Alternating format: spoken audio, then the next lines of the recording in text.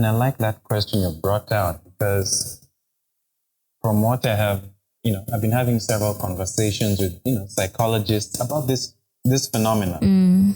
And someone who might be indulging in such behavior, they're still looking.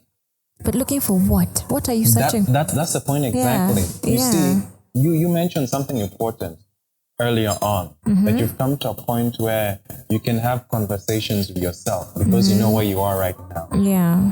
If someone has not reached that point where they're comfortable with themselves, yes, they are always looking for themselves in other people. Like, let me give you an example. For example, I've heard of this, but I was surprised when I saw it, with my own eyes, that there were these two girls, orphans. So apparently, they were sleeping around, and on the surface, people were name calling and everything. Yes. They're just sleeping around, and people are just saying, how can the guys do this? But in conversation with them, you could see that they were looking for something. And their backstory came that they were orphans, and that just from my piecing two and two together, I saw that they were trying to look for that male connection, that male father figure. And for those of us who've grown up in and I'm not saying normal household, because every household has its own version of normal. We take for granted that just the fact that we have that male presence who was present for us.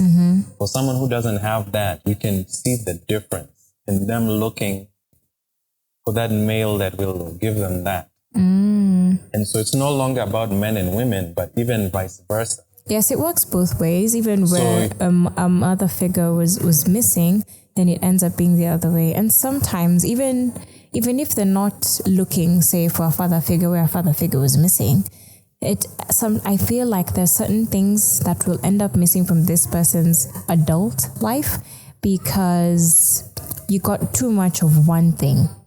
And it's not a terrible thing, and it's not a critique to how you were raised. It's just a pointer to the fact that you're going to miss on one thing. It's like reading, it's like the news. They say that there's 3 sides to every story. His side, her side, the truth.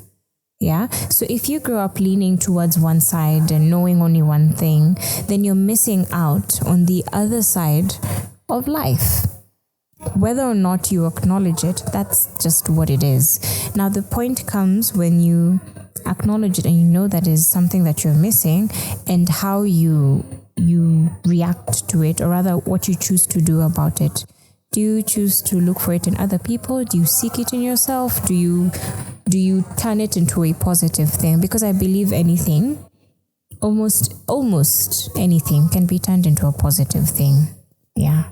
Yeah, I believe that too. And I think that our lives are that search to get to where we need to be. Our full selves. And it seems that relationships are a way of reflecting back to us where we are